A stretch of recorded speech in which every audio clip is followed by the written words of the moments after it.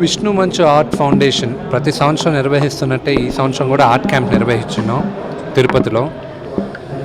భారతదేశంలో ఉన్న గొప్ప గొప్ప ఆర్టిస్టులు వీళ్ళందరూ వచ్చి ఈ 3 రోజుల క్యాంపు వాళ్ళు పాల్గొని 18వ తేదీ సాయంత్రాన విద్యానికేతన్ యాన్యువల్ డే రోజు వాళ్ళందరికీ సత్కరించడం జరుగుతుంది.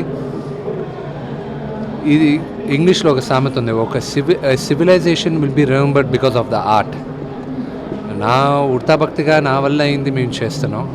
ఇక్కడ విద్యానికేతన్లో దాదాపు 16 కోట్లు పెట్టి లైబ్రరీ కమ్ మ్యూజియం నిర్వహించున్నాం. గుడి చూసిన తర్వాత ఈ లైబ్రరీ అండ్ మ్యూజియంని చూడాలనే ఉద్దేశంతో స్థాపించడం జరిగింది విద్యానికేతన్లో నాన్నగారు విజన్తో. అండ్ ప్రాబ్లీ ఈ ఇయర్లోనే అది ఓపెన్ అవుతుంది.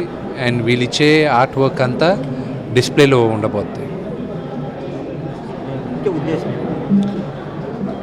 మన ఇంటి అనగానే ఎంతోమంది గొప్ప ఆర్టిస్టులు ఉన్నప్పుడు మనం వాళ్ళని గుర్తించాం, అది చాలా తప్పు. ఫర్ ఎగ్జాంపుల్ శ్రీకాళహస్తిలో రమేష్ గురజాల భారతదేశం కాదు ప్రపంచవ్యాప్తంగా ఆయనకు గుర్తింపు ఉంది. మన తెలుగు వాళ్ళకి ఎంతమందికి తెలుసు రమేష్ గురజాల అంటే?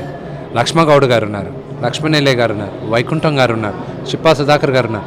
ఇలాగ ఎంతోమంది చెప్పుకుంటూ పోతే మన వాళ్ళ ఆర్టిస్టులు ఎంతోమంది గొప్ప గొప్ప వాళ్ళు ఉన్నారు. వీళ్ళందరినీ మనం గుర్తిస్తున్నామా? గుర్తించాలి. వాళ్ళందరూ ఆర్ట్ వర్క్ కొన్ని వేల మందికి, లక్షల మందికి, కోట్ల మందికి అందజేయాలన్న ఉద్దేశంతో ఈ ఆర్ట్ ఫౌండేషన్ స్టార్ట్ చేయడం జరిగింది. ఇప్పుడు ఈ క్యాంప్లో పోయినసారి వైకుంఠం గారు వచ్చారు, ఈ క్యాంప్లో ఇప్పుడు లక్ష్మగౌడ్ గారు వచ్చారు, మన పద్మశ్రీ అవార్డు, లక్ష్మణేలే గారు వచ్చున్నారు. సో వీళ్ళందరూ మేమందరం గర్వంగా భావిస్తున్నాం. ఇప్పుడు ఇండియాలో one of the top artist Gogi garu lady ఆవిడ వచ్చున్నారు.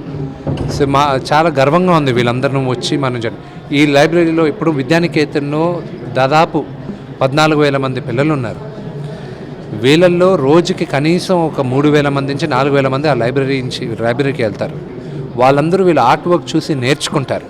ఆ ఉద్దేశంతో ఆ లైబ్రరీని మ్యూజియంగా కూడా కన్వర్ట్ చేయడం జరిగింది.